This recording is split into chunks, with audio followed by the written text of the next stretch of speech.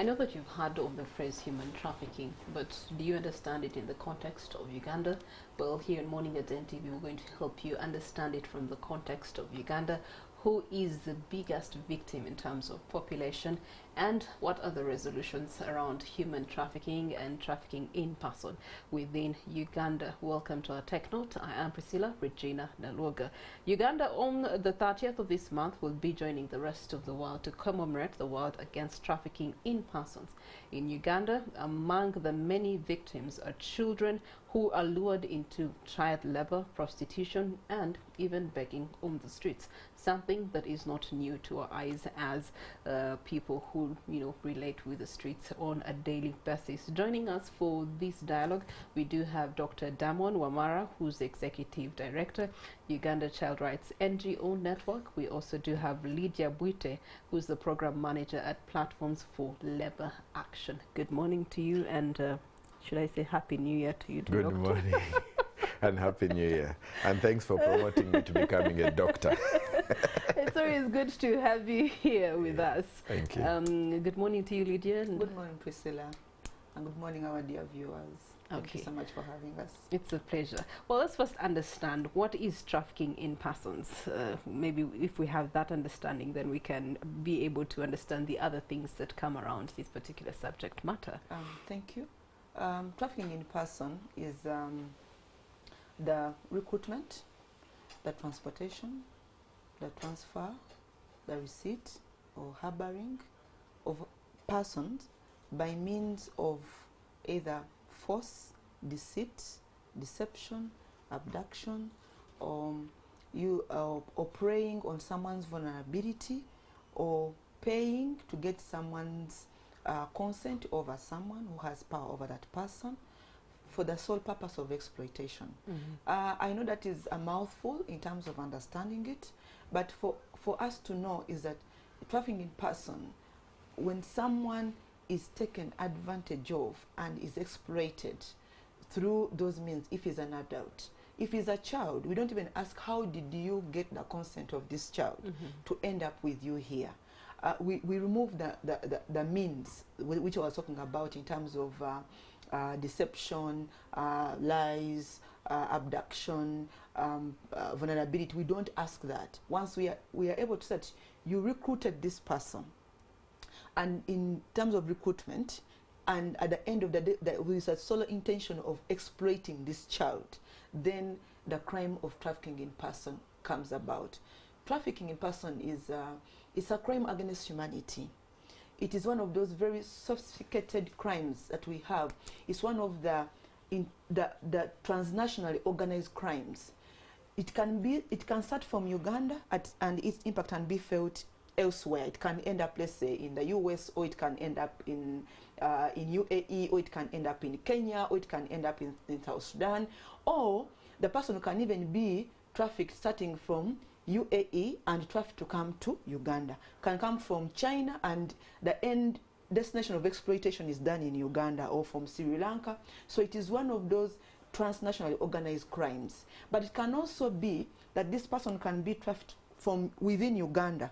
Let's say from, I'll use my district, from Kamuli, the person is trafficked, or is a child is trafficked from Kamuli and brought, let's say, to Kampala, again still for exploitation. So it can still happen at levels. One, within the borders of the country, but it is also a crime that can also take place across the border, that it can start from Uganda and it can transit, let's say, through Kenya, and then the exploitation goes across. So that is in terms of the crime of trafficking in person, because for it is a crime. It is a crime that is against humanity, and it's one of those crimes that we call it the modern day slavery.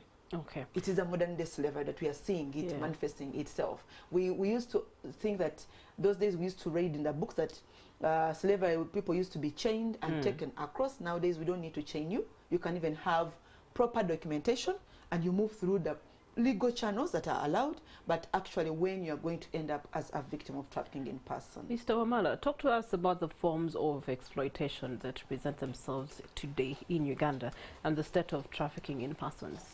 So the forms of exploitation vary, and there are quite a number of them. One of the key that we see prominent on our streets is children are brought on the streets for the purpose of begging. And we have recently even gotten the new trends that children from Tanzania who with a disability are being flown into the country or are being driven into the country and are being put on the streets to look vulnerable. And it's still also the same thing that happens also in Nairobi.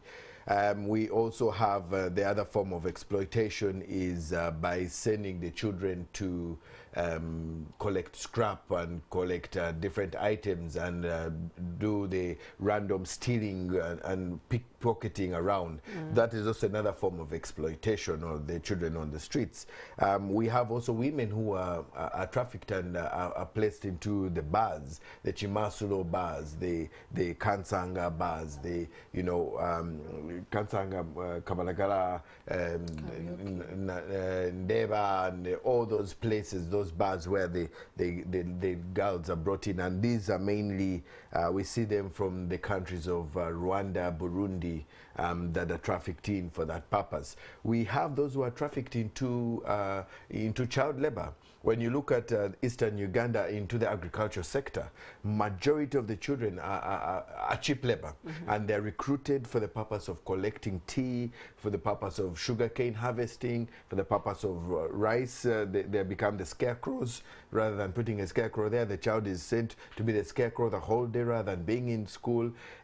We are seeing them in Karamoja region being put in the mines, the marble mines, the gold mines, and they're being used to get these minerals. Those are some of the forms of exploitation. Then when you talk about it cross, the one which is famous, and hopefully, Priscilla, you're not a victim and of I hope this. it's the one that you're going to say also. We also have girls who are brought in for the purpose of being house helpers, babysitters, and they are below the age of 15, and they're being deceived. You remember deception? We're taking your child to Kampala to go into school, and then when you bring them, the only school they have seen is how to be a mother when they're not yet a mother. So there are also those who are brought in, and we're seeing that they're abused, they're taken advantage of. Some even end up into sexual exploitation. You're not talking about the one where people are using social media to exploit as children. Chinese going into communities and taking videos of these children, exposing them. You're not talking about that. Well, there is the online exploitation, which also comes into play, where there is the grooming. Over the COVID period, we saw a lot of child pornography coming out. We saw a lot of sex texting that was used, and all those we call them as the beginning, the means, the act. You're beginning to groom the person, you're beginning to interest the person. Then later on, you bring the person out, you pay the person some money, and then you begin to totally exploit them. All the videos that are recorded are sold worldwide, and then people are paying to watch that. Then when you go across the border, we have seen also girls and boys, men and women, who have left the country and have been also exploited out of the country when they go for work in some of the Arabic countries, the Jordan, Saudi Arabia, Uganda, United Emirates, Singapore, Thailand, China. China, they're used as surrogate mothers. Then also organ harvesting is also another form of exploitation, where a person is sold for body parts. We have seen the stories where we are told that the person was sent to Saudi Arabia, but then the person was in Egypt, and then the person came back to the country without some body parts missing. All those are forms of exploitation. Okay. All right. Let's talk about the impact of this, especially focusing on the children. What's the impact of on the children? The impact of this crime or this vice on children, they are diverse. First of all, it deprives them of their right to development as a child. As a child, we have different rights. We have the right to development, to survival. You know, if a child is out of school, the first right that is deprived is they miss out the right to education. So these children are forced to leave education, and therefore their entire future thereafter, you know, is distorted, because once you don't have any form of education, then forever you will be a casual, or you struggle to make it in time. So they miss out that particular right to education. It is a very big impact on them. And as a country, that then becomes, even if you look at it in a longer term, it has demographic issues. It is the origin of some of our key development challenges. If you're talking about poverty, where does it start from? If you're talking about unemployment, where does it start from? Because NTV, they're not going to accommodate all the uneducated people here. They will need the educated, the technocrats and all that and the like. So that is one of them. But also, we see these children emotionally being affected. If they're exposed, for example, let's say, they are sexually exploited as a child. Imagine your childhood, you are sexually exploited. How do you think this person is going to, even as they become adult, how they are going to be? Right. We see them because they are being used as prostitutes in karaoke and all that. So the emotional abuse is too much that sometimes even forces them even to commit crimes that are not necessarily of their own doing as children. If children are sent on the street, they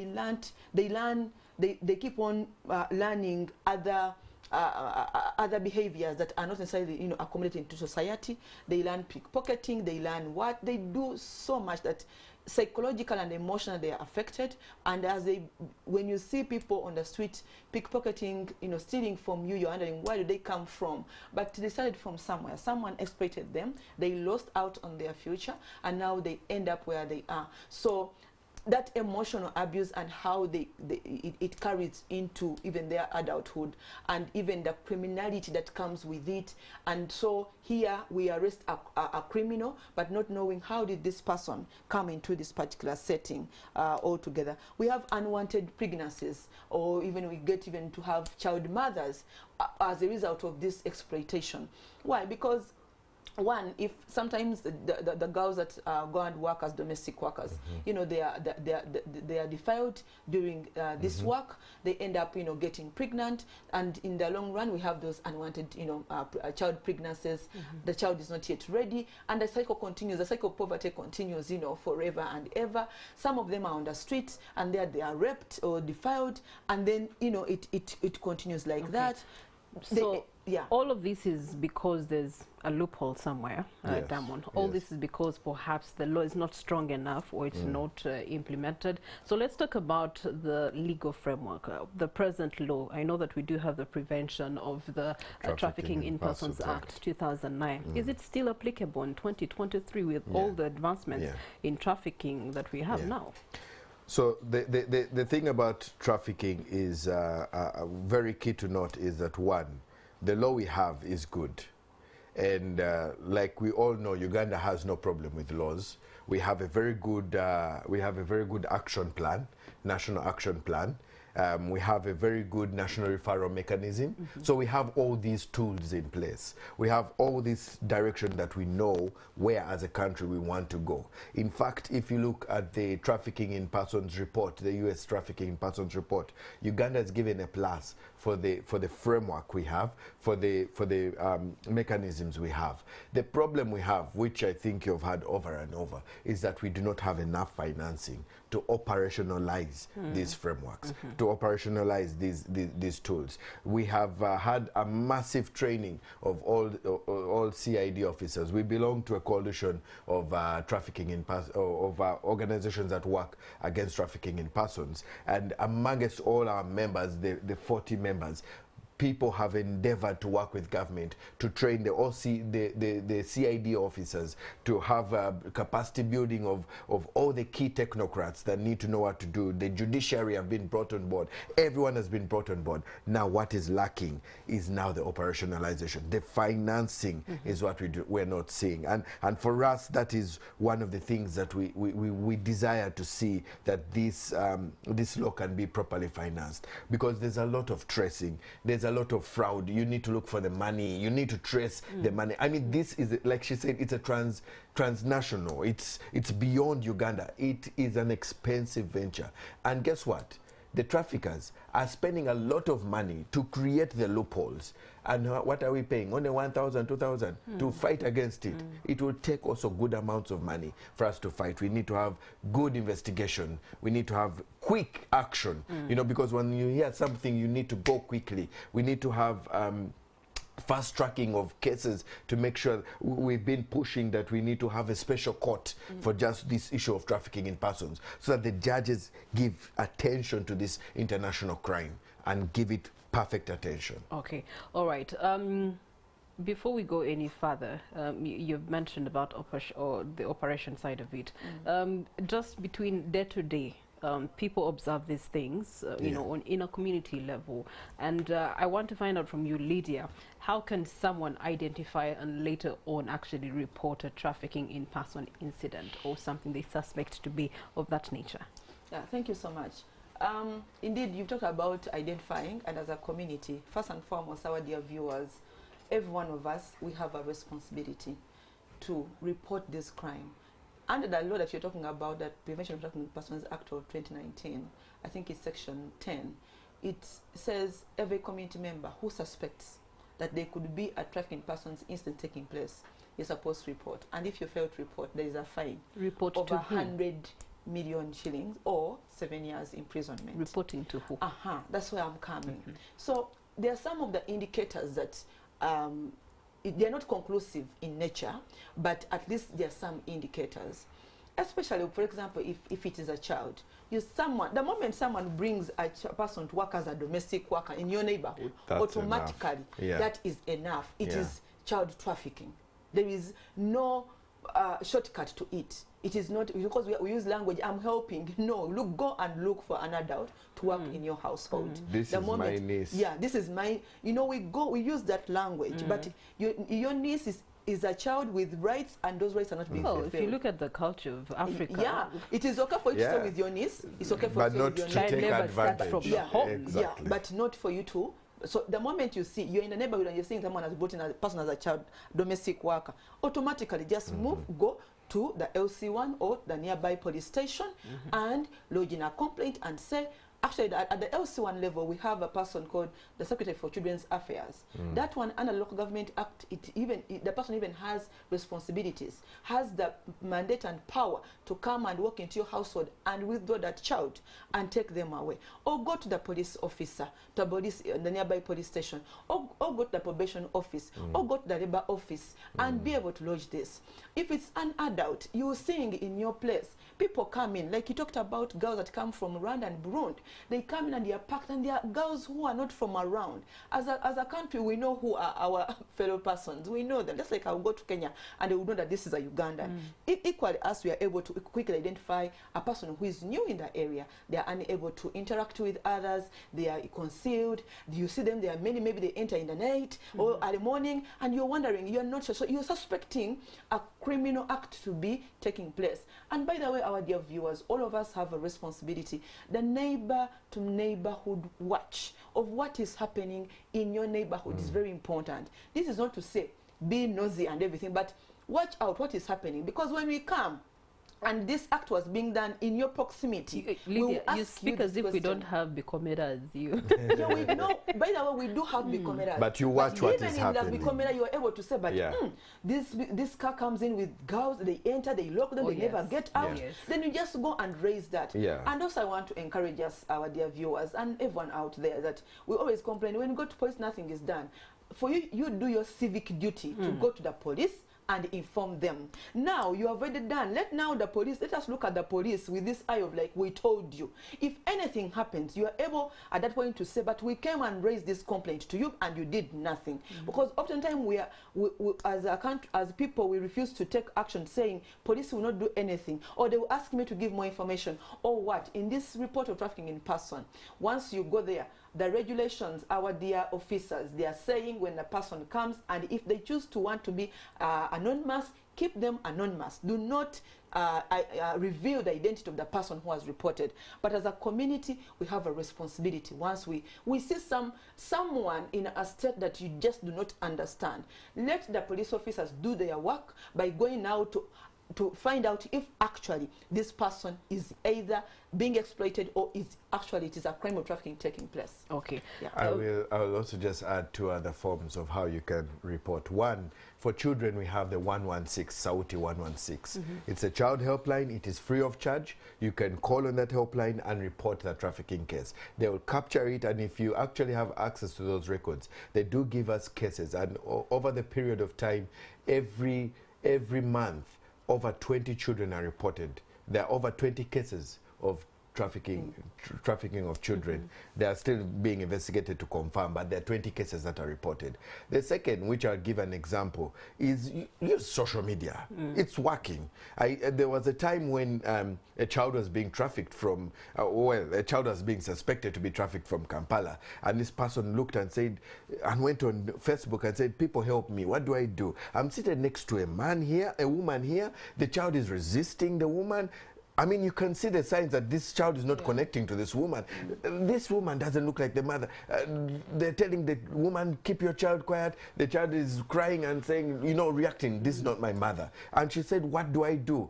And everyone went on social media. We were tagged on. I was tagged on. I said, Damon, come and see this advice. I just quickly said, there is a traffic officer at the next stop, inform the traffic officer, and the traffic officer should do something. By the time the person was moving from here to Busia, when they reached Busia town, we had already, because of that information, we had even asked what's the number plate. We had already gotten the number plate. We had already communicated to CID. CID had already communicated. The car was stopped at the branch off to Busia.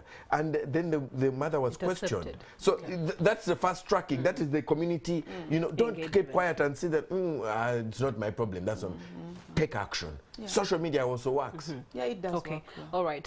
We do have 3 days to the 30th, the commemoration of the World Against Trafficking in Persons. Yes. What are the resolutions for the next 365 days? What are the action plans? Well, this year, the conversation is around putting the victim first and giving the victim the platform, listening to the victim and taking action upon what the victim has said. So we're going to have to take some time to sit back and listen to those who have gone through this and hear the stories and then formulate work around it. You see, when for us we're working, we do not come out of isolation. We need to hear what are the stories. We need to know what are the trends. So we need to master that by listening to the victims, the survivors of trafficking in persons. And so our goal as a coalition and as a network is that we want to continue creating the platforms for these people to speak for themselves. And those platforms should be one that are safe for the children and the adults. The other key thing that we want to do is how do we create safeguards? How do we create safeguards? We all know that we're fighting a crime that is not going to end tomorrow. But we can do something. We can create the safeguards. Some of the safeguards we've created are the laws that we have. Others are the reporting systems that we can make. But we need to create the safeguards that people know that the vulnerable are going to be taken advantage of. The government needs to take action. We want to see the government programming, the PDM, begin to address this issue of poverty completely, and people stop stealing money because people are dying. People are being taken advantage of because somebody is being selfish. Okay, all right. As you give us your own action plans on that, checks and balances on this exploitation in labor, to the Middle East and wherever it is that they're taken. Proper documentation, everything on paper looks clean, but the realities are different and the exploitation is real. What are the remedies to that? I'll start with that one. The remedies to it, and this I've always told my colleagues in the Ministry of Gender, Labour and Social Development, that we need to have, as a country, we need a very robust monitoring system for our migrant workers. It is not a question of, it has to be like there yesterday.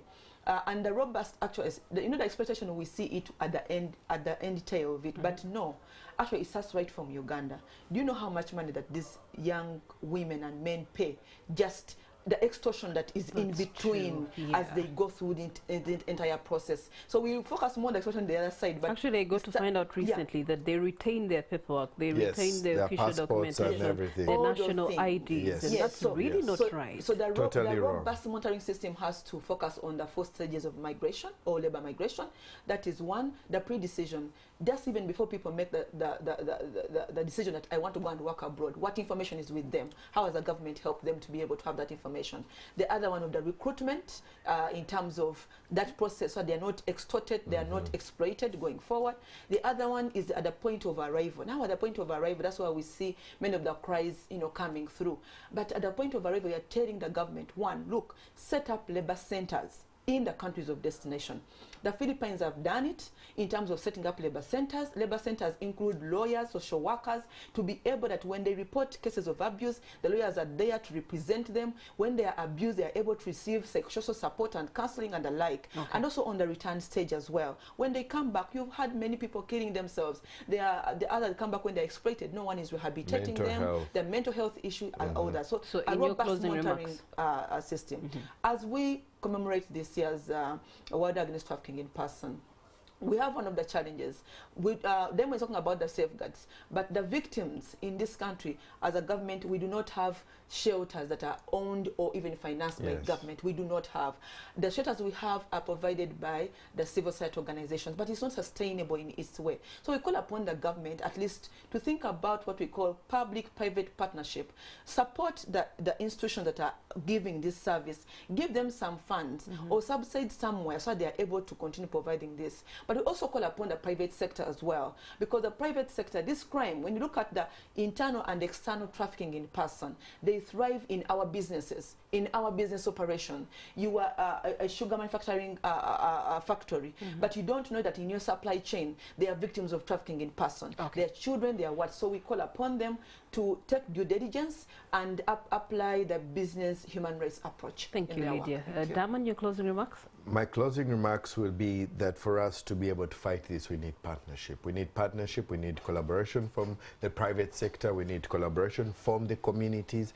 For us to be able to be a traffic-free country, we need collaboration. It's not going to take government. Government won't do this alone. We all need to come in. We need to put in our arms. We need to report. We need to be ready to serve, to save, to protect, and we need to be able to also give, because there's also the need to give support for those who have already been victims or who are coming out of this crime. It's such a hectic crime. It's such a painful crime.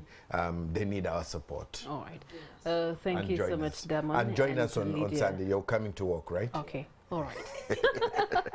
That's not a problem, because one thing that I've learned out of all this is that we always do or refer to neighborhood watch in reference to security. But let's turn that around today and also put in social concern into your neighborhood watch. What's the social concern of your community, of your neighbors, and of society by and large? That brings us to the end of this conversation. And as we come to a wrap-up, of course, we do have a drill. We wrap up the show with wishing some people birthdays, and a birthday baby